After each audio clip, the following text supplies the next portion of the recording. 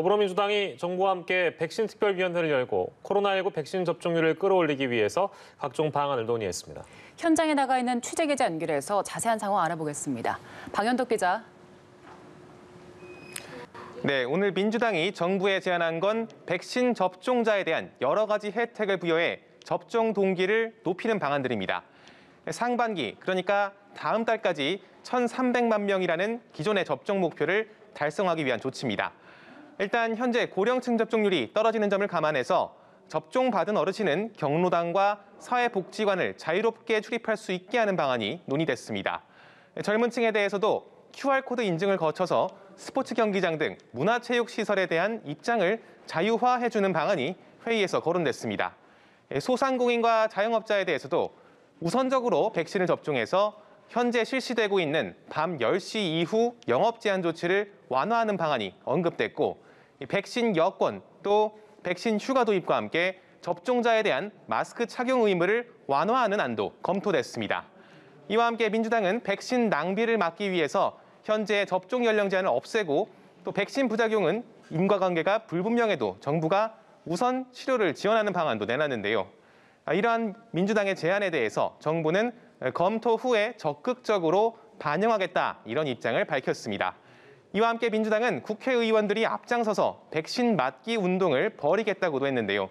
현재 민주당 의원 40여 명이 접종을 신청했다고 특위 전해숙 위원장은 밝혔습니다. 네, 국민의힘 상황도 알아보겠습니다. 6월 11일 전당대회를 앞두고 8명의 후보들이 각축전을 벌이고 있는데 오늘 주요 주자들의 당권 레이스 상황도 알려주시죠. 네, 국민의힘 당권 주자들은 컷오프를 나흘 앞두고 당의 핵심 지지 기반인 영남을 찾았습니다. 김웅, 이준석 후보는 대구를 방문해서 시민들과 만났고 나경원, 김은혜 후보는 부산을 훑은 뒤 기자 간담회를 엽니다. 반대로 대구가 지역구인 주호영 후보는 서울에서 언론 인터뷰에 집중하고 있습니다. 당권 레이스는 초선과 청년 등 신진 그룹들이 중진들에 맞서서 바람을 일으키는 상황인데요. 오세훈 서울시장이 어젯밤 페이스북을 통해서 신진 그룹을 공개적으로 지지했습니다. 사실상 자신의 시장 당선에 역할을 했던 이준석 후보에게 힘을 실었다는 해석이 나왔습니다. 그러자 오 시장과 서울시장 경선에서 맞붙었던 나경원 후보가 발끈했습니다.